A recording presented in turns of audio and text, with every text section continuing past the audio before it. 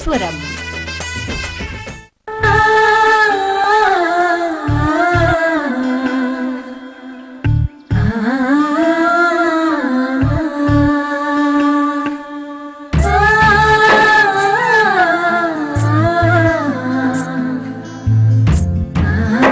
இந்த கோவிலை பத்தி உனக்கே நல்லா தெரியும். இங்க வேண்டதெல்லாம் கண்டிப்பா பலிக்கும். நான் நம்ம சோலை ஆண்டவரை தான் வேண்டுனேன், நீயும் வேண்டிக்க.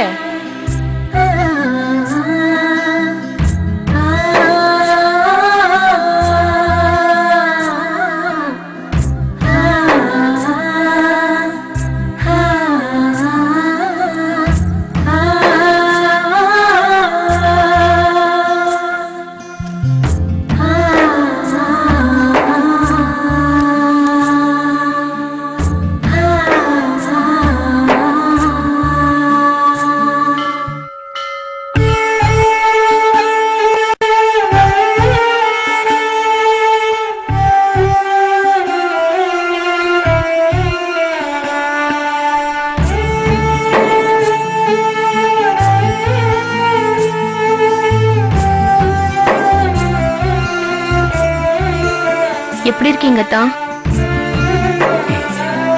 நல்லா இருக்கீங்களா? நான் தான் உங்க முகத்துல முழிக்க மாட்டேன்னு சொன்னேன்.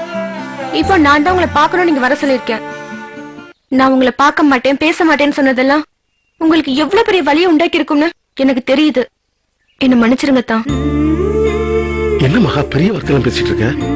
எனக்கு தெரியும் தான், நான் உங்களை என்ன சொன்னாலும் நீங்க அதை பெருசா எடுத்துக்க மாட்டீங்கன்னு. அதான் நான் என்ன பேசினாலும் எப்படி பேசினாலும் என்ன தேடி தேடி வந்தீங்களே. அப்ப எனக்கு புத்தி இல்ல, எல்லாத்தையும் இழந்தாச்சு, புத்தி வந்துருச்சு. என்ன மகா இழந்துட்டு அதுன்னு எல்லாம் முடிஞ்சு போன மாதிரி பேசிட்டு இருக்க? இனிமே தான் உனக்கு வாழ்க்கையே இருக்கு. அதான் எனக்கு ஸ்கூல்ல வேலை வாங்கி கொடுத்தீங்களா? தேங்க்ஸ் தான் மகா. மன்னிப்பு தேங்க்ஸ் அந்நியப்பட்ட வார்த்தைகளா சொல்லிட்டு இருக்க. இத சொல்றது எங்களை வர சொன்னியா? இல்ல, மயில் மாமாவை பத்தி பேசுறதுக்கு.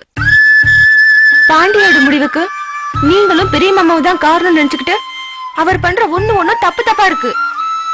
தொடர்ந்து இதை அனுமதிச்சோம்னா இது பெரிய பெரிய பாதிப்புல கொண்டு போய் விடும். என் வாழ்க்கை மாதிரி பரம வாழ்க்கையும் போயிடும்.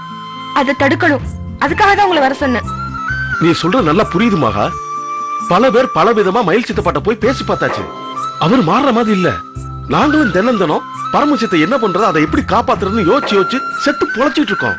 இப்ப கூட பாரு, பரமசியமா தான் நெல்லையாண்டவர் மாமா போனாரு. இப்ப அடிபட்டு ஆஸ்பத்திரியில கிடக்காரு. தெரியுமா உனக்கு? சம்பந்தம் எல்லாத்தையும் சொன்னாதான். அதுக்கு பிறகுதான் நான் இந்த முடிவுக்கே வந்தேன். என்ன பண்றது, என்ன சொல்லி மாத்துறதுன்னு தெரியல. இல்ல யார் சொன்னாதான் இந்த விஷயத்த மயில் சித்தப்பா கேட்பாருன்னு தெரியல. நான் சொன்னா நிச்சயம் கேட்பாரு தான். என்ன மகா சொல்ற?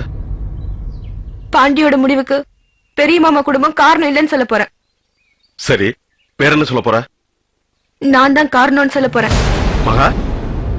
ஆமாத்தான், பாண்டியோட முடிவுக்கு நான் தான் காரணம். என்னாலதான் அவன் இறந்தான்.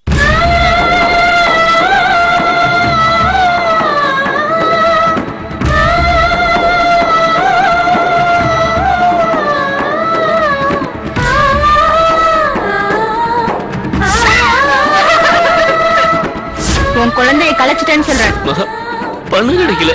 நான் என்ன பண்ணுவேன் மகா? செத்துக்கோ.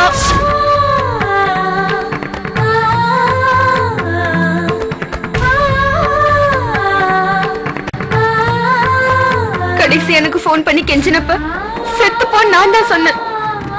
அவன் குழந்தைய நானே தான் அழிச்சேன். அவன் பழிக்கு பழி வாங்குறத நினைச்சு இப்ப என்ன விட்டு அவன் ஒரேடியா போயிட்டான். இத போய் நான் மயில் மாமா கிட்ட சொல்ல போறேன். மகா, மயில் சித்தப்பா இப்ப நீ நினைக்கிற தூரத்துல எல்லாம் இல்ல. அவர் இப்ப வேற ஏரியாவுக்கு போயிட்டாரு. யார் பேசுறதோ அவர் காதுல விழுகாது. இப்ப நீ சொல்றேன்னு வச்சுக்க.